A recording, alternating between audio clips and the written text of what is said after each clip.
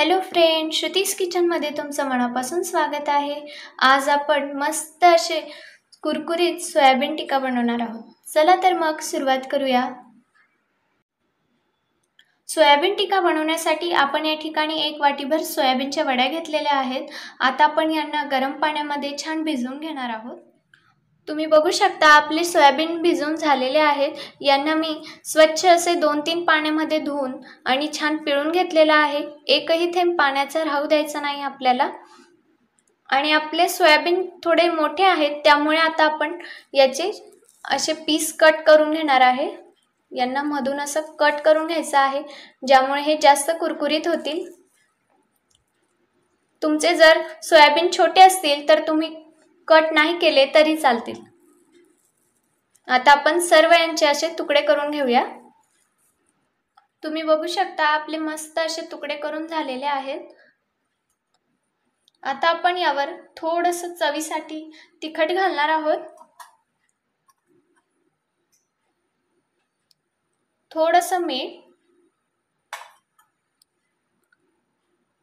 आणि दोन मोठे चमचे टिक्का मसाला घालूया। टिक्का मसाला आपल्याला लागता यामध्ये टाकायचा आहे आणि याचं छान असं मिक्स करून घेऊया याला।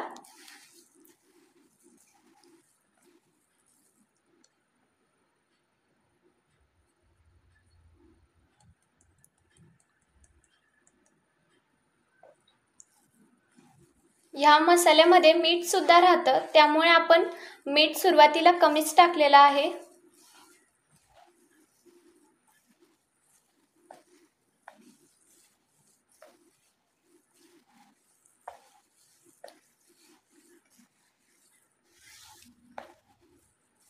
या ठिकाणी आपल्याला पाण्याचा उपयोग अजिबात करायचा नाहीये। असंच कोरडच आपल्याला तो मसाला लावून घ्यायचा आहे।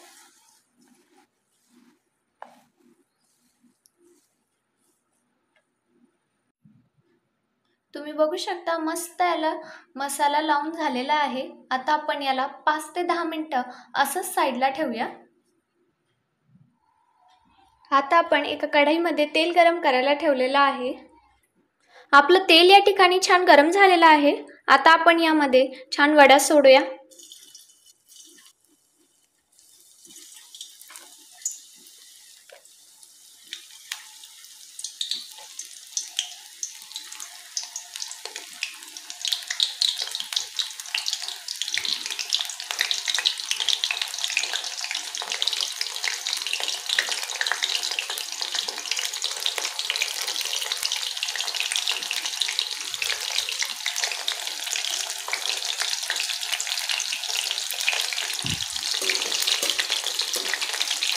यांना आपल्याला छान लाल रंग येईपर्यंत तळून घ्यायचं आहे। मस्त असं क्रिस्पी होऊ द्यायचं आहे तेलात।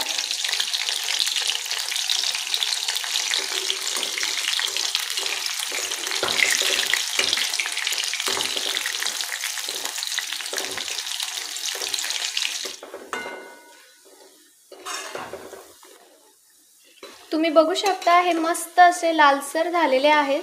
आता आपण यांना प्लेटमध्ये काढून घेऊया।